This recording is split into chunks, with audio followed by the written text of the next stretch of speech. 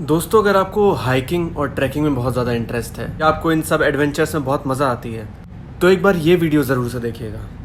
क्योंकि कभी कभार ये सब चीज़ें दूर से तो बहुत अच्छी लगती हैं, बट जब आप रियलिटी फेस करते हो तो आपको पता चलता है इन सब के डेंजर्स और हॉरर के बारे में।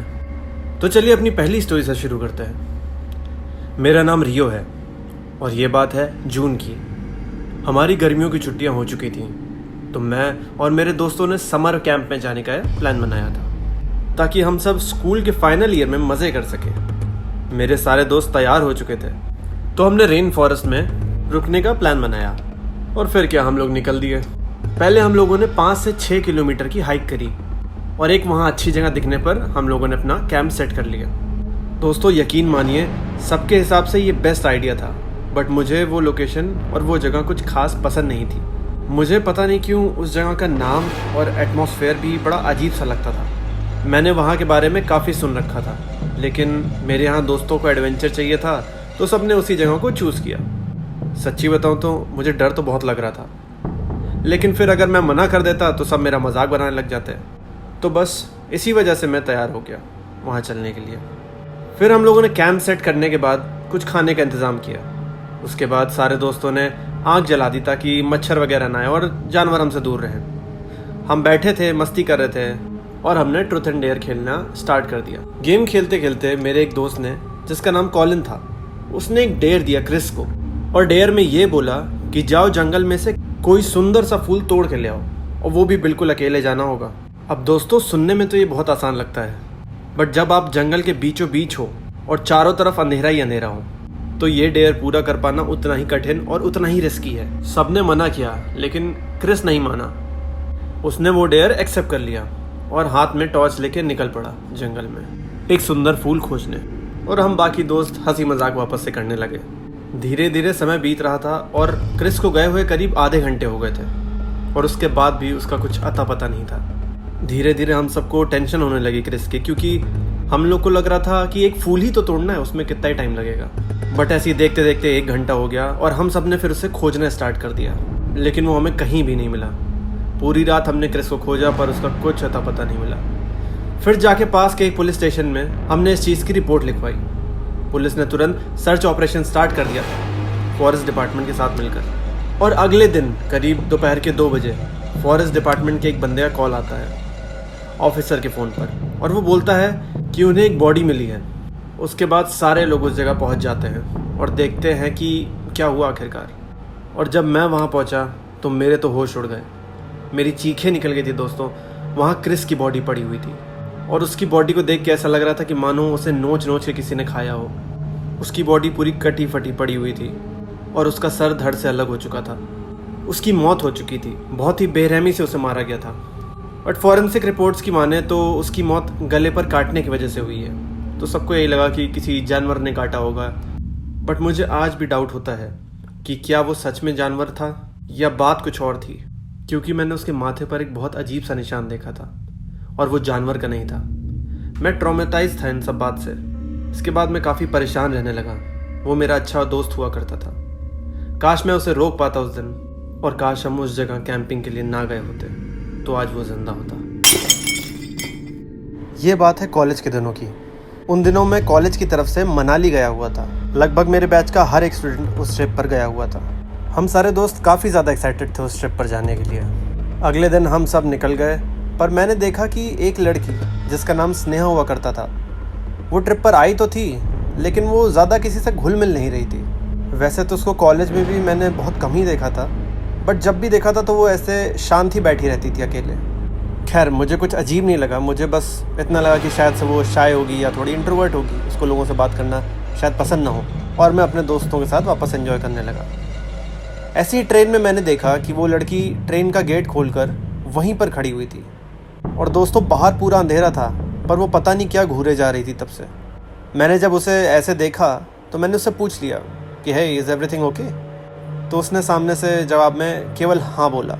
तो मैंने उसे फिर से एक बार बोला कि तुम्हें यहाँ नहीं खड़े होना चाहिए, क्योंकि ये डेंजरस हो सकता है। तो उसने बोला कि मैं बस चली जाऊँगी थोड़ी देर में, तुम किसी से बताना मत कि मैं यहाँ पर हूँ। मुझे बड़ा अजीब सा लगा इतनी रात को ये ट्रेन के दरवाजे पर खड़ी होकर करना क्या चाह रही है आखिरकार। लेकिन मैंने ज़्यादा सोचा नहीं और वापस अंदर चला गया। अगले दिन हमें पहाड़ों पर कैंपिंग करने जाना था, तो सर ने सबको किट्स दे दिए थे।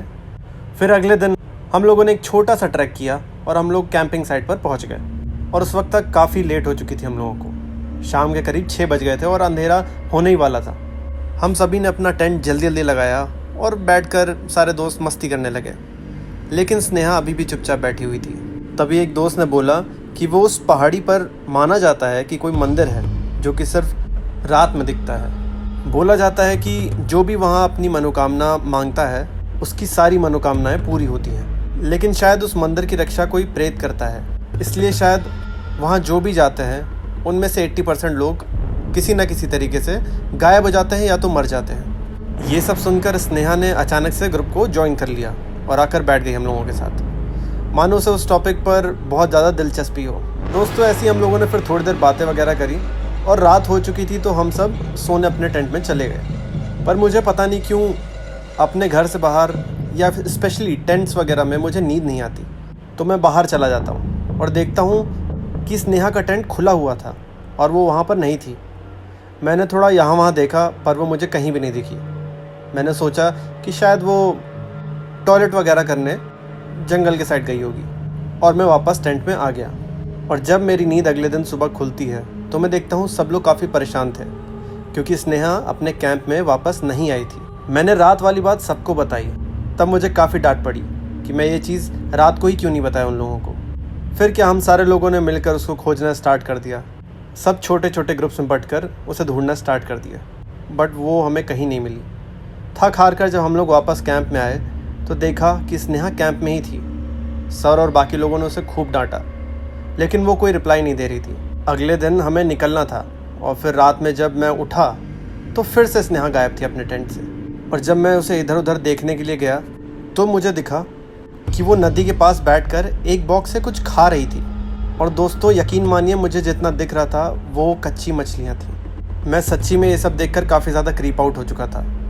मैं कुछ बोल नहीं पाया और चुपचाप वापस आकर अपने टेंट में सो गया। और दोस्तों हाँ, एक और बात, वो मछलियाँ खाते वक्त कुछ अनाप शनाप बोलती जा रही थी। शायद वो हिंदी में था भी नहीं, वो पता नहीं क्या बोली जा रही थी। खैर अगले दिन जब मैंने अपने दोस्तों को बताया तो उन लोगों ने बोला, भाई तू स्नेहा का पीछा छोड़ दे यार, क्यों बेचारी शांत सी लड़की के पीछे पड़ गया है। फिर मैं शांति से बैठ गया, सोचता रहा कि मैं ये सब क्या देख रहा हूँ। और मेरी नज़र तभी स्नेहा पर जाती है। वो मुझे एकटक घूरे जा रही थी, बहुत डरावनी नज़रों से। मैं डर के मारे कुछ बोल नहीं पा रहा था और सच्ची बताऊँ तो ये सब देखकर मेरी हालत ख़राब हो रही थी। दोस्तों वापस आते वक्त मैं ट्रेन में ये सब सोच ही रहा था कि एकदम से मेरी बोगी में अफरा तफरी मच जाती है। और जब मैंने पूछा तो लोगों ने बताया कि कोई लड़की शायद ट्रेन से कूद गई है। फिर जब हमारे सर ने बच्चों की काउंटिंग करी तो पता चला कि एक बच्चा कम है। और दोस्तों जब हमने प्रॉपर्ली सबको देखा तो हमें पता चला कि स्नेहा गायब है। बाद में हमें पता चलता है कि जो लड़की ट्रेन से कूदी वो कोई और नहीं बल्कि स्नेहा ही थी। लेकिन सोचने वाली बात यह है कि ये सब सिर्फ एक आत्महत्या थी या फिर ये किसी प्रेत का काम था। ये बात साल 2009 की है। मेरा नाम एनी है और ये घटना मेरे डैड के साथ हुई थी। मेरे डैड कोलंबिया में एक वाइल्ड लाइफ ऑफिसर हुआ करते थे। अक्सर वो ड्यूटी के काम से बाहर ही रहते थे। तो हुआ कुछ ऐसा कि एक दिन उन्हें किसी वजह से रात को फॉरेस्ट जाना पड़ा। उन्होंने हमें बताया कि जब वो उस रात उस जंगल में रुके थे तब उनके साथ बहुत कुछ हुआ और बहुत सारी घटनाएं हुई। वहाँ पर उन्हें एक लकड़हारा दिखा, वो लकड़ियाँ काट रहा था। उसका शरीर दिखने में काफ़ी अजीब सा था। वो काफ़ी पतला था बट उसकी हाइट नॉर्मल इंसान जैसी नहीं थी, वो काफ़ी लंबा दिख रहा था। फिर मेरे डैड जब उसके पास गए तो उन्होंने बताया कि वो बहुत ही अजीब सा स्मेल कर रहा था, बहुत ही स्ट्रॉन्ग स्मेल आ रही थी उसके पास से। तो फिर मेरे पापा ने उससे बोला कि क्या हुआ, तुम्हें कुछ चाहिए क्या, इतनी रात को तुम यहाँ क्या कर रहे हो। पर उसने उसका कुछ रिप्लाई नहीं किया और अपना काम वापस करने लगा। वैसे तो मेरे पापा काफ़ी ज़्यादा स्ट्रॉन्ग और बहादुर हैं, बट उन्होंने मुझे बताया कि जिस तरीके से वो देख रहा था और कुछ रिप्लाई नहीं कर रहा था, वो हल्के से तो डर गए थे। फिर उन्होंने ज़्यादा कुछ बोला नहीं और वो वापस अपने टेंट में आ गए थे। लेकिन कुछ देर बाद उन्हें महसूस हुआ कि वो लकड़ी काटने वाला इंसान वहीं था और किसी से कुछ बातें कर रहा था। पर आखिरकार वो वहाँ क्यों था, इतनी रात हो गई थी और वो किससे बातें कर रहा होगा। यही सब सोचकर मेरे डैड जब बाहर गए तो उन्होंने देखा कि वही इंसान उनके टेंट से करीब 10 मीटर दूर खड़ा हुआ था और वो सिगरेट पी रहा था। और जब डैड उसके पास गए और पूछा कि क्या हुआ भाई साहब, सब ठीक तो है, कोई मदद तो नहीं चाहिए आपको, तो उसने हल्की सी स्माइल के साथ बोला हाँ हाँ सब ठीक है। और फिर जब मेरे डैड घूमकर वापस जाने लगे तो उसने फिर से सामने से ऑफ़र किया कि तुम चाहो तो मेरे घर तक चल सकते हो, वो यहाँ से 500-800 मीटर दूरी है। मेरे डैड ने उससे काफ़ी कन्फ्यूजन में बोला कि इसी जंगल में रहते हो तुम। पहले तो मेरे डैड ने काफ़ी मना किया, लेकिन बाद में सोचा कि क्या ही होगा। वो काफ़ी फोर्स कर रहा था कि आप लोग हम लोगों का इतनी मदद करते हैं तो मेरा इतना तो फ़र्ज़ बनता है कि आपको अपने घर तक ले जाकर चाय पिला सकूं। एंड फाइनली मेरे डैड उसके साथ चल दिए उसके घर तक। उसका घर बहुत ही अजीब सा था, जैसे मानो उसकी मरम्मत नहीं हुई हो। टूटा फूटा सा मिट्टी का मकान लग रहा था वो। उसने मेरे डैड को चाय वगैरह पिलाई और उनसे बोला कि आप चाहो तो यहाँ सो सकते हो, सुबह उठकर आप वापस चले जाना। तो मेरे डैड ने ये ऑफ़र एक्सेप्ट कर लिया। बट आधी रात को जब मेरे डैड वॉशरूम के लिए उठे तो उन्हें करीब 3-4 आदमियों के कुछ बड़बड़ाने की आवाज़ आ रही थी। फिर वो जो अपने सामने वाले कमरे की तरफ जाते हैं तो उन्हें अंदर से आवाज़ सुनाई देती है। वो लोग कह रहे थे कि वो सोया हुआ है, बहुत मेहनत से माना यहाँ आने के लिए, आज रिचुअल पूरा कर ही लेते हैं।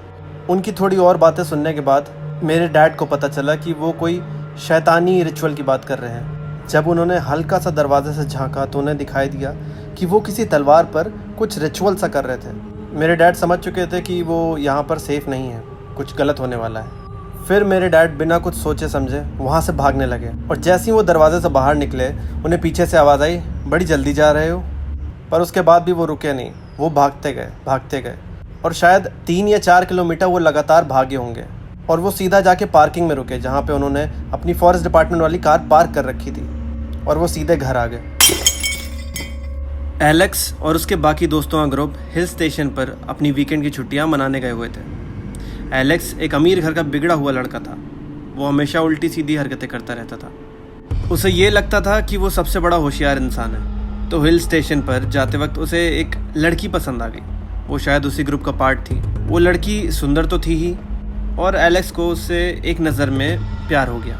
एलेक्स ने उससे बात करने की कोशिश की, लेकिन लड़की ने उसे बिल्कुल भी भाव नहीं दिया। एलेक्स को ये बात हज़म नहीं हुई कि कोई लड़की उसे आखिर कैसे मना कर सकती है। एलेक्स ने उसका हाथ पकड़ा तो उस लड़की ने उसे थप्पड़ मार दिया। ये उसके लिए बहुत शर्म की बात थी।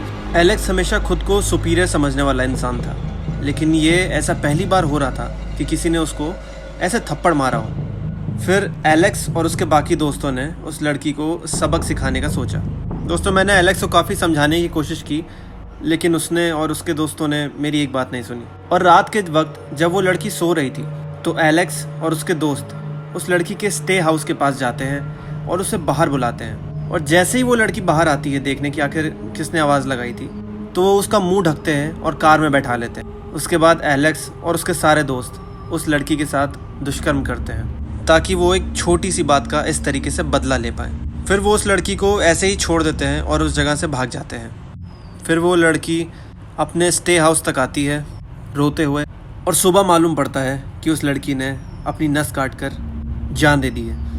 एलेक्स और उसके फ्रेंड्स को जब ये बात पता चलती है तो वो सारे घबरा जाते हैं और वहाँ से जल्द भागने के लिए निकल जाते हैं। एलेक्स को पता चल चुका था कि उससे एक बहुत बड़ी गलती हो चुकी है, और वो अपनी कार से उस जगह से भागने लगते हैं। और उस जगह से निकलते ही कुछ ही दूर पर उनकी कार बैलेंस खो देती है और खाई में गिर जाती है, और उनमें से किसी की भी लाश नहीं मिलती। ये पुलिस केस काफ़ी टाइम तक चला, पर इसका कोई नतीजा नहीं निकला।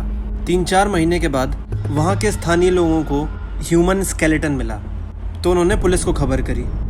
और बाद में जब फॉरेंसिक डिपार्टमेंट भेजी गई, उन हड्डियों की रिपोर्ट आई तो डीएनए से मालूम पड़ा कि वो एलेक्स की हड्डियाँ थीं। तो पुलिस ने तहकीकात एक बार फिर से स्टार्ट करी। दोस्तों, वैसे तो पुलिस ने मुझसे एक बार पहले भी इस बारे में पूछ रखा था, बट उस टाइम मैंने डर के मारे कुछ बताया नहीं। बट इस बार जब फिर से पुलिस ने मुझे अप्रोच किया तो मैंने उनको ये सारी कहानी बताई। वैसे तो उसके बाकी दोस्तों की अभी हड्डियाँ नहीं मिली हैं, पर मुझे ये घटना जो भी हुई है, पता नहीं क्यों वो एक एक्सीडेंट से बढ़कर लगती है। मुझे पता नहीं क्यों ऐसा फील होता है कि वो उस लड़की की आत्मा है जिसने एलेक्स और उसके साथियों की जान ली। तो दोस्तों, अगर ये वीडियो आपको अच्छी लगी तो प्लीज़ लाइक कर देना, शेयर कर देना, और सब्सक्राइब तो आप कर ही दोगे। एंड प्लीज़ कमेंट करके भी बताना कि ये वीडियो आपको अच्छी लगी, क्या हमें और ऐसा कंटेंट लाना चाहिए, या फिर आप हमें सजेशन भी दे सकते हो कि कैसी वीडियोस आपको चाहिए आगे आने वाले टाइम में। Thank you for watching.